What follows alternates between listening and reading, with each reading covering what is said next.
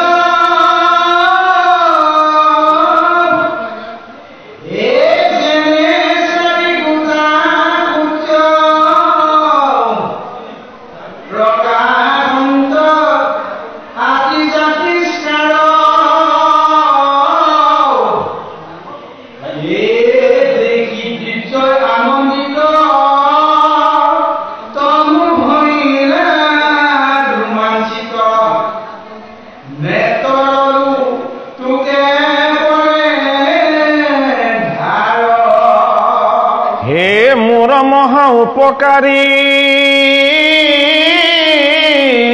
কোননো বান্ধব চাৰি অখাই খাতে দিল নান হে সুধিবে কুজন্তে কথা তেখনে ভৈলন্ত তথা ও চাৰি পাৰি খনয় ধ্যান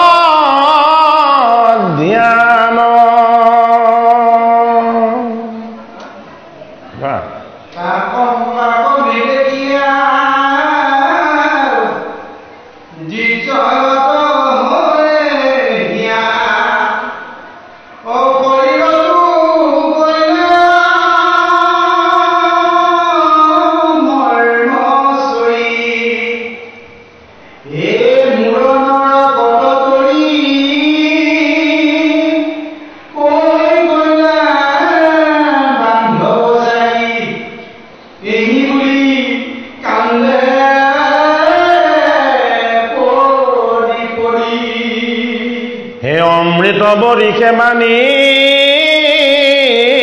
দেখাই দিব্য ৰূপ আনি ঐ আমাক বঞ্চিলে বিধি সুধিবে নপালো ভালে ইহে মোক হিয়া খালে হাততে হৰাইলো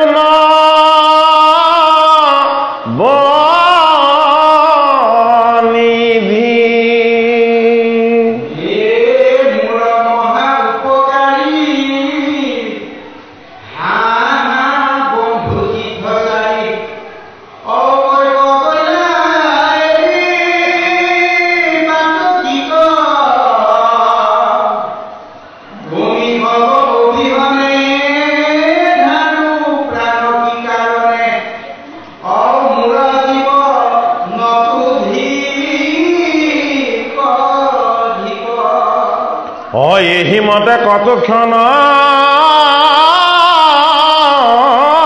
কান্দি ভৈল সন্দুক্ষণ অকৰে দিজ মনে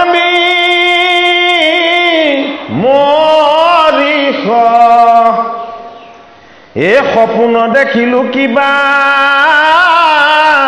ঘূৰ যম দুত জীৱা অ সিও পলাই গ'লকো নদীহ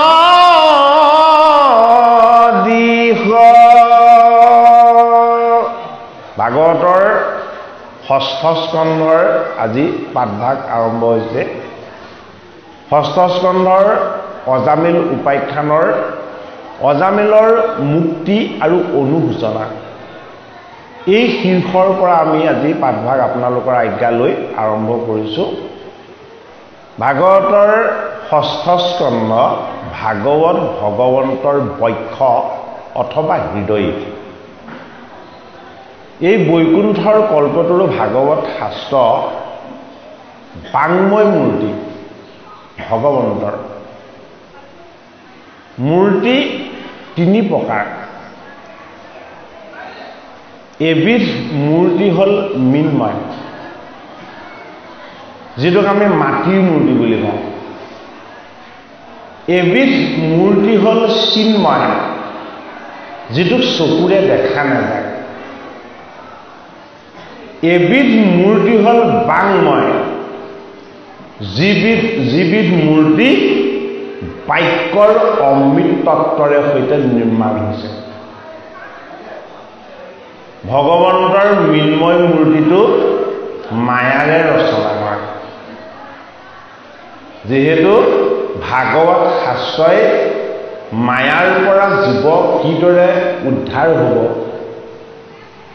সেই সত্য ঈশ্বৰ তত্ত্বৰ ওচৰলৈ আমাক লৈ যাব বিচাৰে গতিকে আমাৰ পূজা কেতিয়াও মৃন্ময় মূৰ্তি নহ'ব ভাগৱতৰ মতে মৃন্ময় মূৰ্তি হ'ল এই জগতখন আমাৰ প্ৰত্যেকৰে কায়িক দেহটো এই জগতত থকা দৃশ্যমান প্ৰতিটো বস্তু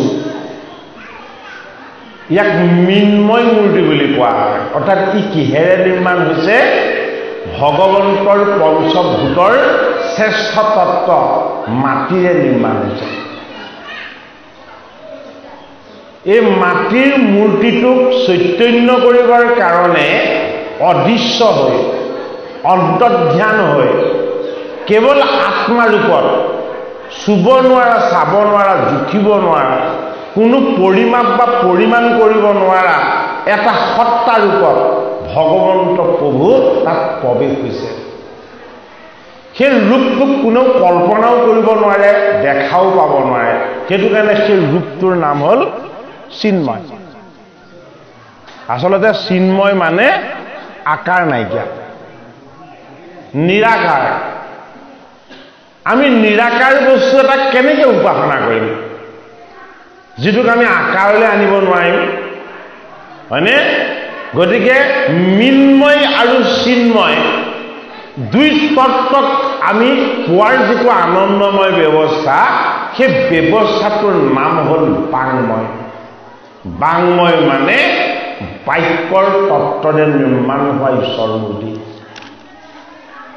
সেইটো কাৰণে ভগৱান কৃষ্ণই যদি বাক্য ৰাখিছে তেতিয়াহ'লে বেদ হৈছে ভগৱান কৃষ্ণই যদি গীত গাইছে তেতিয়াহ'লে গীতা হৈছে ভগৱান কৃষ্ণৰ যদি স্তুতি আৰু উপাসনা কৰিছে তেতিয়াহ'লে ভাগৱত হৈছে এই বাক্যৰ অমৃত ৰূপটোৱেই হ'ল ভগৱন্তৰ শ্ৰেষ্ঠ মূৰ্তি ভাগৱতৰ ষষ্ঠ স্কন্ধ এই অমৃতময় ভাগৱত বাংময় মূৰ্তিৰ বক্ষ বা হৃদয় ভগৱন্ত বাক্য মূৰ্তি এই অমৃত মূৰ্তিত হৃদয়ত তেওঁ কাক ধাৰণ কৰিছে সেই তত্ত্বটোৱে ষষ্ঠ স্কন্ধত দেখাইছে ভগৱন্তই হৃদয়ত ধাৰণ কৰিছে কাক যিসকলে তেওঁৰ নাম লয় যিসকলে তেওঁক স্মৰণ কৰে যিসকলে ভগৱন্ত প্ৰভুক মনত পেলায় এই মনত পেলাই স্মৰণ কৰা সকলকে ভগৱন্তই হৃদয়ত ধাৰণ কৰে ভগৱন্তই কাক শাস্তি দিয়ে যি ভগৱন্তক পাহৰে, যি ভগৱত চিন্তনৰ পৰা আঁতৰি যায়। কোন আঁতৰি যায়? যমনৰ নগৰলৈ যিসকল যাত্ৰা কৰে সেইসকল ভগৱানৰ পৰা আঁতৰি যাব বিচাৰে। দুটা তত্বৰ যোগেদি ভাগৱত শাস্ত্ৰৰ ৬ষ্ঠ স্কন্ধত অজামিল উপাখ্যানৰ দ্বাৰা আমাক ঈশ্বৰ চিন্তন আৰু ঈশ্বৰ অনুভৱৰ এটা বাস্তৱ দিশ দেখাব বিচাৰিছে। অজ মানে যাৰ জন্ম মৃত্যু নাই, আৰু ইফালে মিল সিফালে অমিল, দুইটা লগ লাগি হৈছে অজামিল। অজ কোন? ঈশ্বৰ। এই অজৰ লগত মিলিত হৈছে কি? আমাৰ 10 ইন্দ্ৰিয়। আত্মাই প্ৰতিপালন কৰিছে। পৰা প্ৰকৃতিৰ জীৱ, অপৰা প্ৰকৃতিৰ দেহ তত্ত্ব। এফালে আত্মা পৰমাত্মা আৰু সেই চৈতন্য শক্তিৰ দ্বাৰা আমাক সঞ্চালিত কৰিছে এই পঞ্চভূতৰ দেহটোক 10 ইন্দ্ৰিয় আৰু 11 ইন্দ্ৰিয় মন। এই গোটেইখিনি তত্ত্বক একেলগে কোৱা হৈছে কি বুলি? অজামিল বুলি। এইটো অজামিল কিন্তু সাধাৰণ এজন ব্ৰাহ্মণ বুলি দেখুওৱা নাই। অজামিলক কি বুলি কোৱা হৈছে? ভাগৱতৰ ৬ষ্ঠ স্কন্ধত অজামিলক দ্বিজ বুলি কোৱা হৈছে। এতিয়া দ্বিজ মানে কি? বহুতখিনি কথাৰ তত্ত্ব অৰ্থ যদি আমি বুজি নাপাওঁ, ভাগৱতৰ কথাখিনি আমি অনুভৱ কৰিব নোৱাৰিম। এটি কুলক কোৱা হয় ঋষি, সাধন কুল। সেইটো এটি কুলক কোৱা হয় মুনি, সেয়াও সাধন কুল, হয়নে? আৰু তাৰে এটা কুলক কোৱা হৈছে কি বুলি? দ্বিজ বুলি। এতিয়া দ্বিজ মানে যাৰ দুবাৰ জন্ম হয়।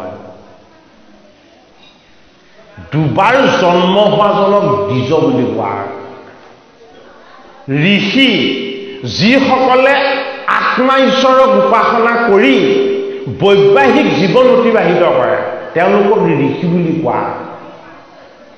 যিসকলে আত্মা ঈশ্বৰক উপাসনা কৰি জগত মিছা, সংসাৰ মিছা, কেৱল ঈশ্বৰহে সঁচা, এক ঈশ্বৰ ভাৱনাত আত্মাৰূপ যিসকল হৈ যায় সেইসকলক কোৱা হয় মুনি।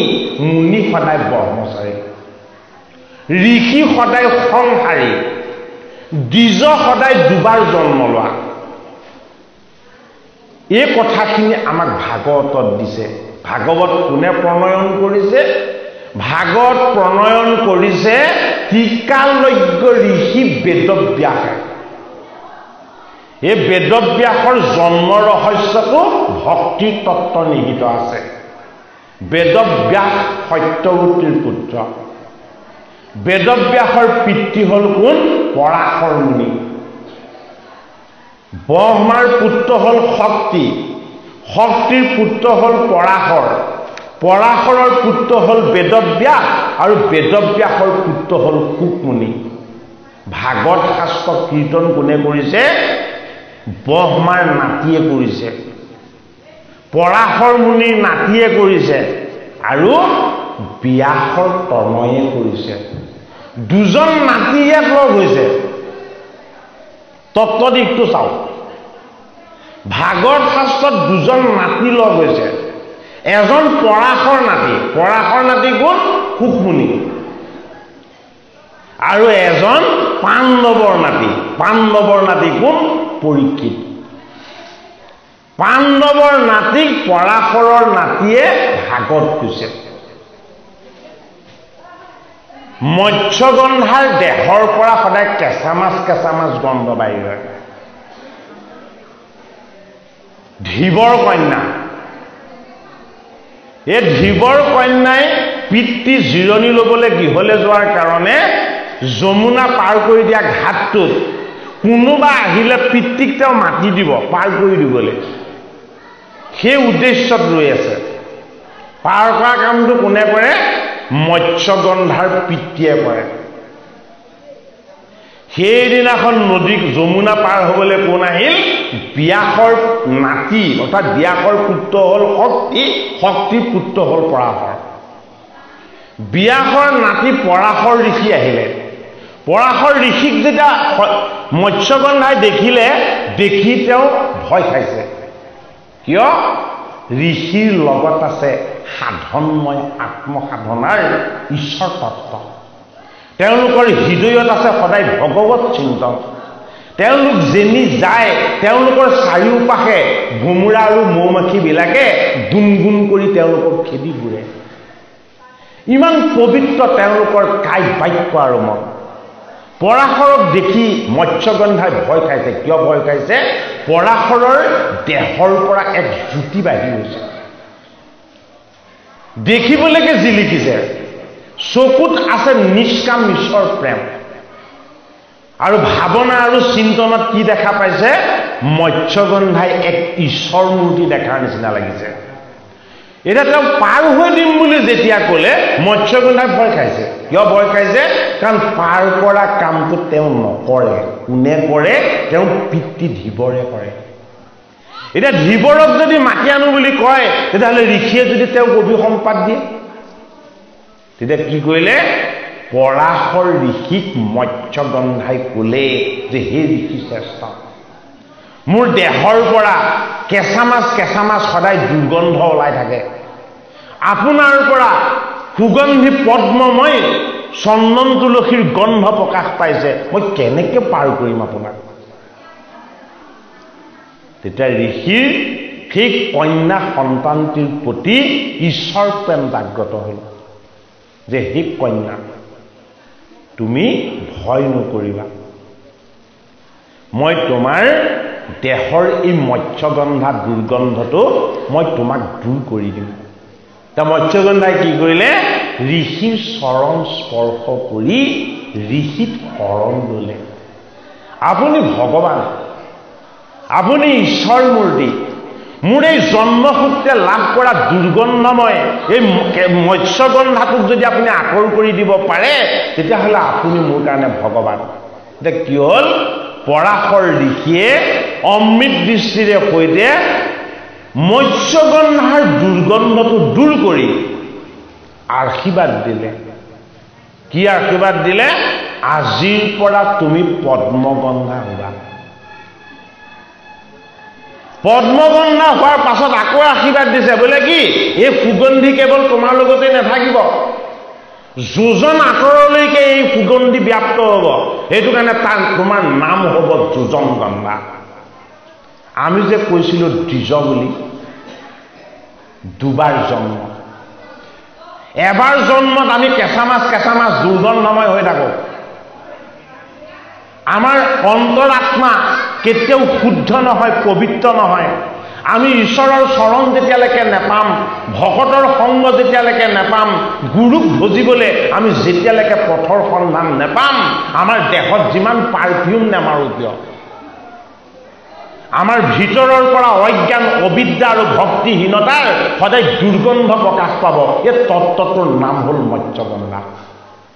যদি আমি বাস্তৱ দৃষ্টিৰে চাওঁ, যেতিয়া আমি গুৰুত শৰণ ল'ম, ভকতৰ সং ল'ম, ভাগৱত গীতা, কীৰ্তন, দশম ঘোষা, ৰত্নাৱলী আদি আনন্দময় ঈশ্বৰ তত্ত্বৰ যেতিয়া আমি স্পৰ্শ পাম, আমাৰ মন শুদ্ধ হ'ব, ভাৱ শুদ্ধ হ'ব, চিন্তন শুদ্ধ হ'ব, আমাৰ কায় বাক্য মন সকলো শুদ্ধ হ'ব। এই তত্ত্বটোৰ নাম হ'ল পদ্মগন্ধা। যেতিয়া ঈশ্বৰ সেৱা, গুৰু সেৱা আৰু ভকতৰ চৰণ সেৱাৰ দ্বাৰা, এই ভাগৱত শাস্ত্ৰৰ শ্ৰৱণ কীৰ্তন আনন্দৰ দ্বাৰা আমাৰ ভিতৰৰ মন পৰ্যন্ত শুদ্ধ হৈ যাব, তেতিয়া আমাৰ লগত কামনা বাসনা এই দুৰ্গন্ধময় বস্তুবিলাক নাথাকিব। এই তত্ত্বটোৰ নাম হ'ল পদ্মগন্ধা। ভকতি নিজে কৰিলেই নহ'ব, ভকতি কৰিবলৈ লগত সংগ ল'ব লাগিব। সংগ নহ'লে, সৎসংগ নহ'লে ভকতি কেতিয়াও নহয়। সৎসংগৰ সুগন্ধি যোজনলৈকে ব্যাপ্ত হৈ যায়। সেইটো কাৰণে নামটো হ'ল যোজন গন্ধা। যিহেতু আমি প্ৰত্যেকেই প্ৰকৃতিৰূপী এক নাৰীৰ তত্ত্ব। এই যমুনা হ'ল আমাৰ মায়া। এই মায়াৰূপী যমুনাখন যদি পাৰ হ'বলৈ হয়, কাণ্ডাৰী হ'ব লাগিব গুৰু। গুৰু হ'ল পৰাশৰ। পৰাশৰৰ দৰে গুৰুৰ চৰণ ভজি আমি যদি এক ঈশ্বৰৰ উপাসনাৰ যদি আমি পথটো পাওঁ, আমাৰ লগত থকা মৎস্যগন্ধাময় দুৰ্গন্ধবিলাক দূৰ হ'ব। সেইটো কাৰণে দ্বিজ, যাৰ দুবাৰ জন্ম হয়, অজামিল, ভাগৱতৰ 6ষ্ঠ স্কন্ধত দেখাইছে। এবাৰ জন্ম হৈছিলে তেওঁক এটা কায়িক দেহ লৈ।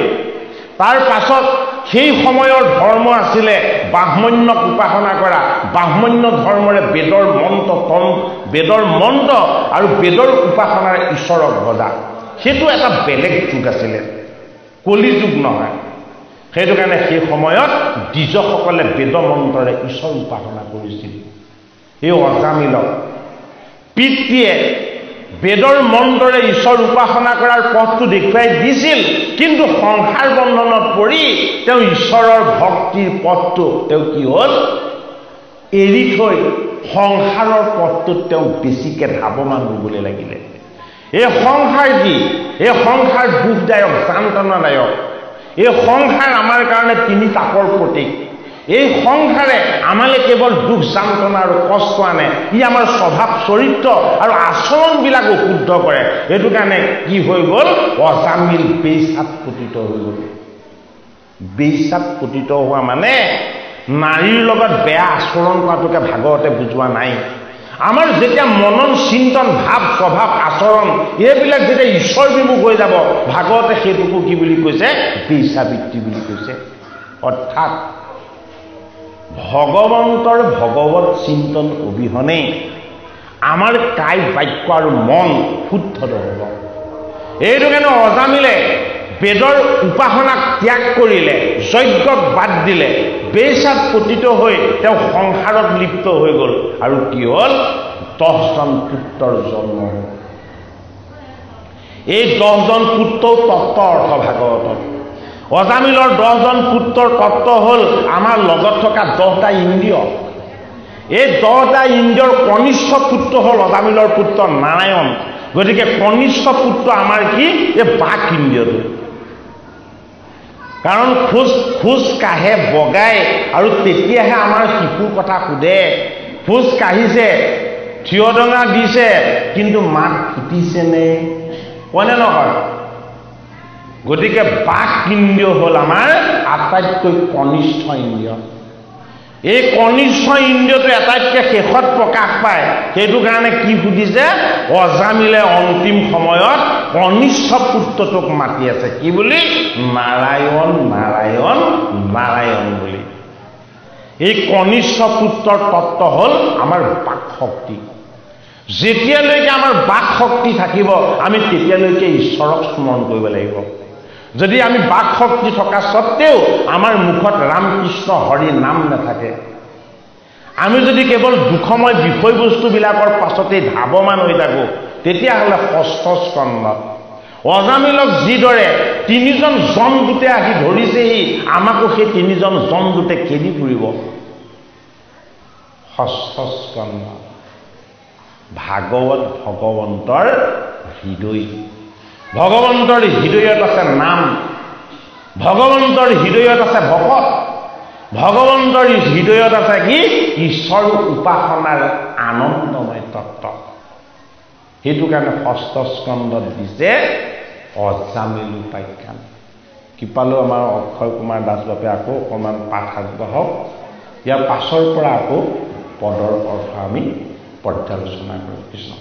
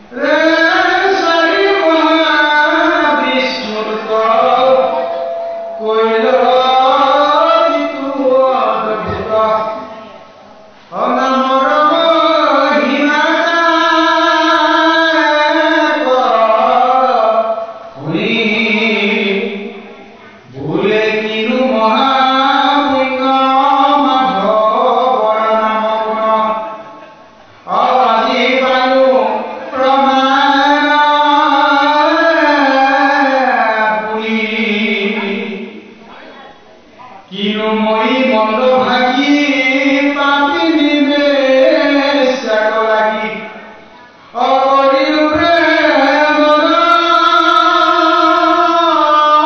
জন্ম নষ্ট ইহঁতেও পালি পুত্ৰ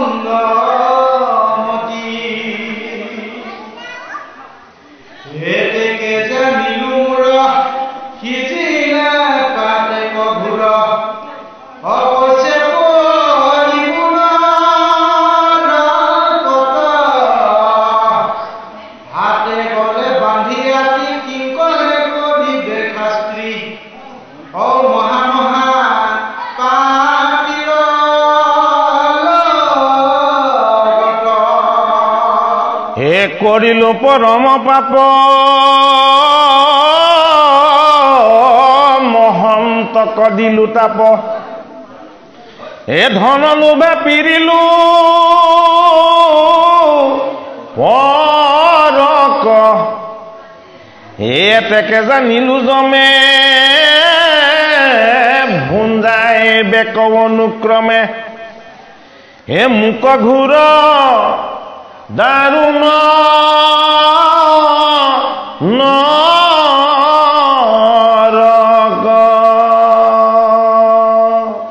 অজামিলে ষষ্ঠ স্কন্ধত আত্ম অনুশোচনা কৰিছে। ভাগৱত শাস্ত্ৰই আমাকো আত্ম অনুশোচনা কৰিবলৈ শিকাব বিচাৰিছে। ঋষিৰ অভিশাপ লাভ কৰি 7 দিনতেই আৱশ্যমভাৱে মৃত্যু তেওঁৰ ওচৰলৈ আহিব বুলি পৰীক্ষিতে জানিলে। ধ্যানস্থ সাধনময় ঋষিজনৰ গলত অপবিত্ৰ অসুচি মৰা সাপ এটা মেৰিয়াই তেওঁ যে গোটেই পাণ্ডৱ কুলৰেই পাপ অৰ্জন কৰিলে, তেওঁ এইটো অনুভৱ কৰিলে। এফালে ঋষিৰ অভিশাপ, অন্যফালে সাধনময় ঋষিৰ গলত মৰা সাপ মেৰিয়াই অৰ্জন কৰা পাপ, এই গোটেইখিনিয়ে কি কৰিলে? পাণ্ডৱৰ বংশক পুণ্য শূন্য কৰি দিলে। পাণ্ডৱসকলে সদায় সত্যত আশ্ৰয় লৈ সভাসদ ৰূপেৰে কৃষ্ণক পাই ভীষ্মৰ দ্বাৰা কৃষ্ণৰ ঈশ্বৰ পৰিচয় লাভ কৰি যি পুণ্য অৰ্জন কৰিছিলে, পাণ্ডৱৰ নাতি পৰীক্ষিতে এদিন মাত্ৰ মৃগয়া কৰিছে। এদিন মাত্ৰ এজন ঋষিৰ গলত অপবিত্ৰ এটা মৰা সাপ মেৰিয়াই আৰু সেই দিনটোতেই সমীক ঋষিৰ পুত্ৰ শৃংগী মুনিৰ পৰা 7 দিনতে তক্ষকনাকে দংশন কৰি মৃত্যু পাব বুলি অভিসম্পাত অৰ্জন কৰিলে। ষষ্ঠ স্কন্ধত অজামিলৰ আত্ম অনুশোচনা এই কথাখিনি কৈ আছে। কোনে কৈ আছে?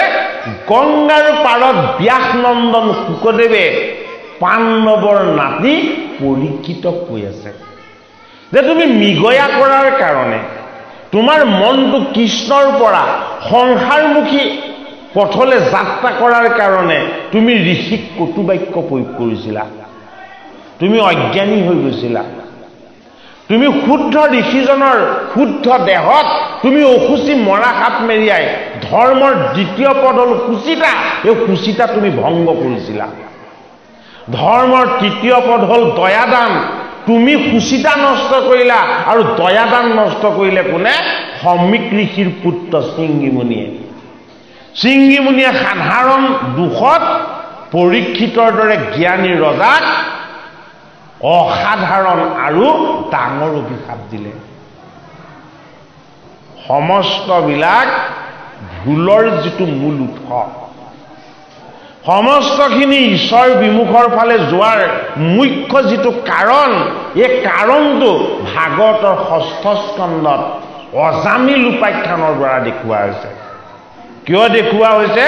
যিমানখিনি পাপ সংগঠিত হৈছে, এই গোটেইখিনি পাপ সংগঠিত হোৱাৰ মূল কাৰণ আমি ঈশ্বৰৰ পৰা বিচ্ছিন্ন হৈ অহাটো।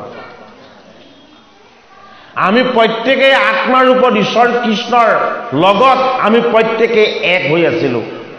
আমাৰ কিবা কৃতকৰ্মৰ বাবেই হওক, নহ'লে ভগৱন্তৰ ইচ্ছাতেই হওক, আমি কি হ'লোঁ? আমি দেহ তত্ত্বলৈ, জীৱৰ তত্ত্বলৈ আহি গ'লোঁ। জীৱ যেতিয়া আহি যায়, আহিয়ে কিহত পৰে? মায়াৰ ভ্ৰমত পৰি যায়।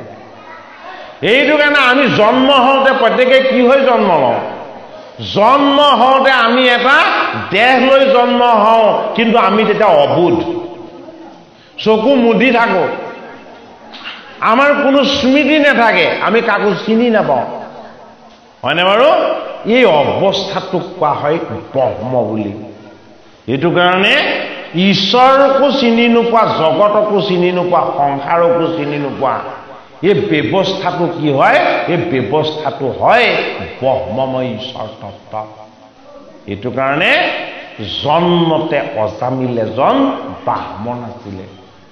তেওঁ মন কোনো কাৰণত অশুদ্ধ নাছিলে।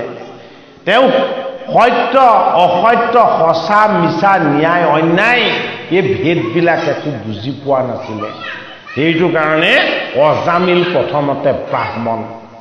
ব্ৰাহ্মণৰ তত্ত্বটো কি? ব্ৰাহ্মণৰ তত্ত্বটো হ'ল ব্ৰহ্মময় ঈশ্বৰ তত্ত্বৰ এটা অংশ। এই ব্ৰাহ্মণজন আহি যেতিয়া গুৰুত শৰণ ল'লে, বেদৰ আচৰণ অনুসৰি নিয়ম সংযমেৰে তেওঁ যেতিয়া জীৱন অতিবাহিত কৰিলে, তেতিয়া তেওঁ কি হ'ল? তেওঁ তেতিয়া ব্ৰাহ্মণৰ পৰা দ্বিজ হ'ল। দ্বিজ মানে দুবাৰ জন্ম। এবাৰ জন্ম হওঁ আমি কায়িকভাৱে প্ৰত্যেকেই জন্ম হয়, কিন্তু ২ নম্বৰ জন্মটোত আমাৰ কায়িক দেহটোক আমি শুদ্ধ কৰি আমাৰ মন ভাৱ আৰু চিন্তনক আমি পবিত্ৰ কৰি ল'বৰ কাৰণে আমাৰ এটা নতুন জন্মৰ প্ৰয়োজন। এই নতুন জন্মটো আমাক কাৰ দ্বাৰা দেখুৱাইছে?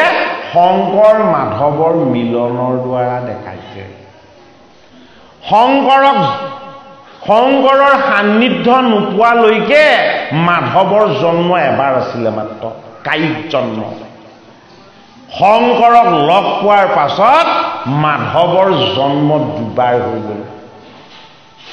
কেনেকে দুবাৰ জন্ম হ'ল? যে মই গুৰুৰ চৰণ পালোঁ, ভগৱন্ত প্ৰভুৰ নাম পালোঁ, আপোনা খবৰ ভকতৰ সংগ পালোঁ, আৰু এতিয়া মই কি পালোঁ? এই পাঠাৰ পাছত দৌৰি ফুৰা মাধৱ এতিয়া গুৰুৰ পাছত আৰু ভগৱন্তৰ চৰণৰ ফালে ধাৱমান হোৱাৰ সুযোগ পালোঁ। এইটো কাৰণে শৰণ ভজন ঈশ্বৰৰ নাম বস্তুৰ ভাগ আমি যেতিয়ালৈকে নেপাম, তেতিয়ালৈকে আমি দ্বিজ হ'ব নোৱাৰিম। দ্বিজ মানে বেদৰ মন্দ মুখস্থ কৰি বেদৰ তত্ত্বক প্ৰতিপালন কৰাক দ্বিজ বুলি কোৱা নাই ভাগৱতে। ভাগৱতে গুৰুৰ চৰণ ভজি ভকতৰ সংগ লৈ গুৰুদেৱ নাম ভকতে 4 বস্তুৰ তত্ত্বক হৃদয়ংগম কৰি এক ঈশ্বৰ পথত আগবঢ়াৰ যিটো তত্ত্ব, তাকহে কৈছে কি বুলি? দ্বিজ বুলি। এইটো কাৰণে আমি ভাগৱত শ্ৰৱণ কীৰ্তন কৰি দ্বিজৰ যিটো তত্ত্ব, দুবাৰ জন্ম হোৱাৰ যিটো তত্ত্ব, এই তত্ত্বটোক আমি হৃদয়ংগম কৰিব পাৰিব লাগিব। 6ষ্ঠ স্কন্ধত অজামিলে আত্ম অনুশোচনাৰ দ্বাৰা বেকত কৰিছে যে মোক 4জন বিষ্ণুদূতে আহি কি কৰিলে মোৰ বাহিৰ কৰি নিয়া কোনে বাহিৰ কৰি নিছিলে অজামিলৰ জীৱটো দেহৰ পৰা টানি আজুৰি উলিয়াই নিছিলে 3জন যমদূতে এই যমদূত কেইজনৰ আকাৰটো প্ৰকাৰটো কৈছে অতি ভয় লগা অতি বিকট হয়নে দেখিলে ধাতু উৰি যায় বুলি কৈছে ইমান তেওঁলোকৰ কুৎচিত তেওঁলোকৰ চেহেৰা অজামিলৰ জীৱটোক যেতিয়া তেওঁ দেহৰ পৰা যমৰ নগৰলৈ নিবলৈ বাহিৰ কৰি আনিলে অজামিলে কেৱল স্মৰণ কৰিছে কাক ও তেওঁৰ সৰু ল'ৰাটো যিটো আটাইতকৈ কনিষ্ঠ পুত্ৰ এই কনিষ্ঠ পুত্ৰটো কি আমাৰ বাকিন্দ্য এইটো কাৰণে আমাৰ মৃত্যু সময়ত কি সুধে প্ৰথম সুধিব চাহ নিশ্বাস আছে নে নাই তাৰ পাছত সুধে কি মাত কথা আছে নে নাই যদি মাত কথা নাই তেতিয়াহ'লে কি তেতিয়াহ'লে গ'ল গতিকে আমাৰ লগত 3জন যমদূতক জন্মসূত্ৰে ঈশ্বৰে বহুৱাই দিছে এই যমদূত কেইজনে আমি কিমান পাপ কৰিছো সেইমতে শাস্তি দি থাকে আৰু লগত এজন গুপ্ত কৰি তেওঁ অনুচৰ পঠাইছে সেইজন কি সেইজন যমৰ অনুচৰ নামটো চিত্ৰগুপ্ত 3জন যমদূত আৰু তাক চাই থাকিবৰ কাৰণে এজন গুপ্ত অনুচৰ নামটো চিত্ৰগুপ্ত হয়নে এই গোটেই কেইজনে আজ্ঞা পালন কৰি থাকে কাৰ যম ৰজাৰ যম কি যম হল আমাক ধাৰণ কৰা ধৰ্ম আমাক কিহে ধাৰণ কৰি আছে যি বস্তুৱে ধাৰণ কৰি থাকে তাকে ধৰ্ম বুলি কয় আমাক কিহে ধাৰণ কৰি আছে আমাক আত্মচেতনাই ঈশ্বৰ শক্তিয়ে চৈতন্য ঈশ্বৰ কৃষ্ণই আমাক নিৰাকাৰ হৈ নিৰ্গুণ হৈ আমাক তেওঁ ধাৰণ কৰি আছে এইটো কাৰণে ধাৰণ কৰা শক্তিটোৰ নাম ধৰ্ম এই ধৰ্মক কি কৰিছে জগতৰ হৰিয়ে ধৰ্মদণ্ড দিছে যে তুমি ধৰ্মদণ্ড ধাৰণ কৰি মই সৃষ্টি কৰা এই জীৱবিলাকে কি পাপ কৰিছে সেই পাপ অনুসৰি তেওঁলোকক তুমি শাস্তি দিবা শাস্তি দিয়া কামটো যমদূতক আৰোপ কৰিছে এই যমদূত 3জন বাস্তৱ দৃষ্টিৰে কোন কফ বাত আৰু পিত্ত এই 3টা বস্তুৰ দ্বাৰা আমাৰ এই কায়িক দেহটো চলি থাকে এই কফ বাত আৰু পিত্ত এই 3টা বস্তুক যদি বেলেন্স কৰি ৰাখিব নোৱাৰে তেতিয়া কি হ'ব আমাৰ দেহত বিভিন্ন ৰোগ প্ৰতিবাদ হ'ব এই ৰোগবিলাক নিৰাময় কৰিবৰ কাৰণে এটা তত্ত্বৰূপত এই অজামিলৰ কনিষ্ঠ পুত্ৰটোৰ নাম ৰখা হ'ল কি নাৰায়ণ ঈশ্বৰৰ নাম বুলি অজামিলে নেজানে নাৰায়ণ যে ঈশ্বৰৰ নাম এইটো অজামিলে নেজানে অজামিলে নেজানে যদিও কনিষ্ঠ পুত্ৰটোৰ নাম ৰাখিলে কি নাৰায়ণ আৰু এই কনিষ্ঠ পুত্ৰটোত তেওঁৰ প্ৰেম আটাইতকৈ বেছি যেহেতু তেওঁ 80 বছৰ পাব হৈছে বৃদ্ধ হৈছে সংসাৰৰ তেওঁ মায়ামোহৰ পৰাও মুক্ত হৈছে শ্ৰৱণ শক্তি কমি আহিছে খাব বব নোৱাৰা হৈছে আৰু কণ্ঠ ৰুদ্ধ হ'বলৈ আৰম্ভ কৰিছে কিয়ে কফৰ দ্বাৰা এই 3জন যমদূতে যেতিয়া তেওঁক মেৰিয়াই ধৰিলে তেতিয়া তেওঁ কি হ'ল চেতনা হেৰুৱাই পেলাবৰ উপক্ৰম হৈছে আৰু তেতিয়াও স্মৰণ কৰিছে কাক কনিষ্ঠ পুত্ৰটো হেৰো নাৰায়ণ আহো নাৰায়ণ তই ক'ত গলি মোক কোনোবাই কষ্ট দিছে হেৰো নাৰায়ণ তই মোৰ ওচৰলৈ আহ এতিয়া কোন আহিলে ঈশ্বৰ নাই অহা কিন্তু নাৰায়ণটো ভগৱন্ত ঈশ্বৰ বিষ্ণুৰ নাম মাতিছিলে নাৰায়ণক কিন্তু নাৰায়ণ ওচৰলৈ নাহিলে কোন আহিলে 4জন বিষ্ণুৰ পাৰিষদ আহিলে এই পাৰিষদী তত্ত্বটোৱে হ'ল ঈশ্বৰৰ ৰহস্যৰ মাজত প্ৰৱেশ হোৱা এটা তত্ত্ব এই যে নাম ল'লে নাম লোৱাৰ লগে লগে অতি সুন্দৰ হৈ অনন্য ৰূপত দিব্য ৰূপত 4জন বিষ্ণুদূতে হাতত গদা লৈ আহিলে আৰু কি কৰিলে অজামিলৰ জীৱটো বাহিৰ কৰি উলিয়াই লৈ গৈছিলে দেহটো নিথৰ হৈ আছিলে 4জন যমদূতে বিষ্ণুদূতে যমদূত 3জনক গদাৰে মৰিয়াই পিঠি মেতুৰা মেতুৰ কৰি দিলে আৰু গালত চৰিয়াই গাল দুখন উখহাই দিলে। তাৰ পাছত এই জীৱটোক ধৰি আনি অজামিলৰ দেহত আকৌ সংস্থাপন কৰি দিলে। অজামিলে চকু মেলি চাই দেখিছে তেওঁ জীৱটো বাহিৰ কৰি নিয়াৰ আগত তেওঁ কুৎসিত ভয় লগা ভয়ংকৰ 3জন যমদূতক দেখিছিলে আৰু তেওঁ পুনৰ যেতিয়া চেতনা ঘূৰি আহিছে ভগৱান বিষ্ণুৰ 4জন পাৰিষদক দেখিছে। দুবাৰ জন্ম আমি কৈছিলো নে? দুবাৰ জন্ম বুলি কৈছিলো নে? কথাষাৰ দ্বিজ বুলি কৈছিলো নে? এবাৰ যমদূতে তেওঁক মৃত্যু দিছিলে। বিষ্ণুদূতে আকৌ জীৱটোক আনি তেওঁ তাক আকৌ সংস্থাপন কৰি কি কৰিলে? আকৌ তেওঁ এটা নতুন জন্ম দিলে। অৰ্থাৎ যেতিয়ালৈকে আমি নিৰ্গুণ নাম বস্তুৰ অমৃতময় স্পৰ্শ আমি যেতিয়ালৈকে নেপাম তেতিয়ালৈকে আমাৰ কেতিয়াও নিস্তাৰ নাই। 6ষ্ঠ স্কন্ধ। অজামিলে কান্দিছে কিয়? যে তোমালোক 4জন কোন আছিলা মই সোধা নহল। তোমালোকৰ 4জনৰ এই দিব্য ৰূপ মই দৰ্শন পালো কিন্তু মই তোমালোকক সেৱা সৎকাৰ কৰিবলৈ মই সুযোগ নাপালো। তোমালোকনো কোন? তোমালোকে মোক কিয় ইমান কৃপা কৰিলা? মই সংসাৰৰ মায়া মোহ অজ্ঞান অবিদ্যা মই এইবিলাক তমসাত ডুব গৈ আছিলো।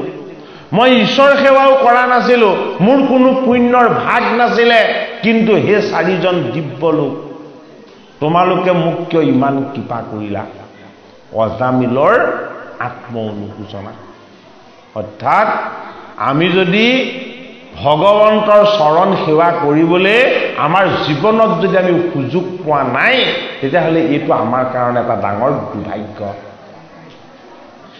ভগৱন্তৰ চৰণ সেৱা কৰিবলৈ পোৱাৰ সমান ডাঙৰ সৌভাগ্য নাই। ভাগৱত শাস্ত্ৰৰ 6ষ্ঠ স্কন্ধত অজামিল উপাখ্যানৰ দ্বাৰা আমাক সেই কথাখিনি বুজাইছে আৰু পদে আমাক কি বুলি কৈছে? যে মূৰ মহা উপকাৰী হা বন্ধু সিদ্ধচাৰী কৈ গলা এৰি পাতকী। অজামিলে নিজক কৈছে মোৰ সমান পাতকীজনক তোমালোকে জীৱটো আনি আকৌ মোক জীৱন দান দি আকৌ তোমালোক কলৈ ঘূৰি গলা? মই তোমালোকক এবাৰ সেৱা কৰি আশীৰ্বাদ লোৱাৰ সুযোগো নাপালো। অৰ্থাৎ ভাগৱত শাস্ত্ৰই বুজাইছে এই জন্মতেই যদি আমি হৰি সেৱাৰ আনন্দ আৰু সুখ আমি যদি ল'বলৈ যত্ন নকৰোঁ তেতিয়াহ'লে আমি আকৌ এবাৰ এই সুযোগটো পাম বুলি আমি কেতিয়াও ভাবিব নোৱাৰোঁ। ভাগৱতৰ 6ষ্ঠ স্কন্ধ। অজামিলৰ দৰে দ্বিজক যিদৰে ভগৱন্তৰ নাম স্মৰণ কৰাৰ কাৰণে পূৰ্ণৰূপত পৰিপূৰ্ণ ৰূপত আত্ম সমালোচনাৰ দ্বাৰা তেওঁ আত্মশুদ্ধি কৰি ঈশ্বৰ প্ৰাপ্তিৰ আনন্দময় যিটো পথ এই পথটো যিদৰে দেখুৱাইছে আমি সেই পথটোক যদি অনুসৰণ কৰিব পাৰোঁ নৰ হৈ জন্ম লৈ আমিও এই জন্মতে উদ্ধাৰ হোৱাৰ পথটো বিচাৰি পাম। কৃষ্ণ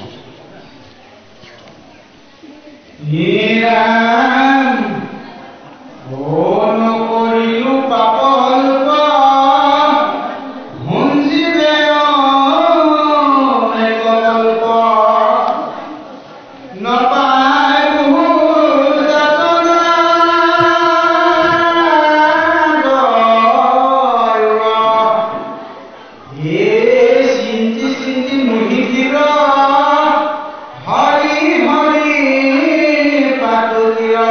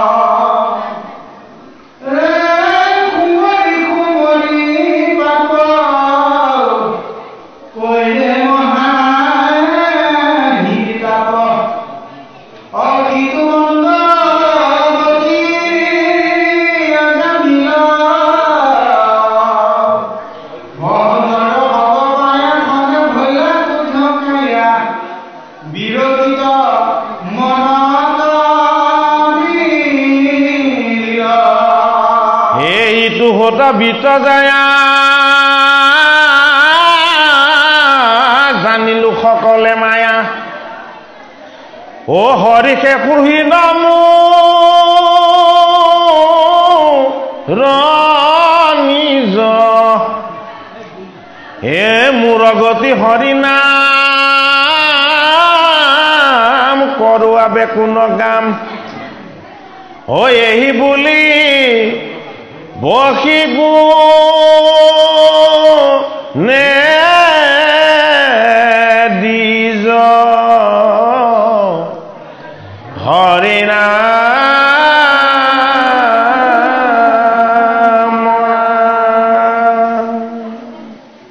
কবিৰ উপদেশ এতিয়া আমাৰ অক্ষয় দাসে অকণমান ব্যাখ্যা কৰিব আমি কবিৰ উপদেশখন পাঠ কৰোঁ তুই ব্যাখ্যা কৰিব মই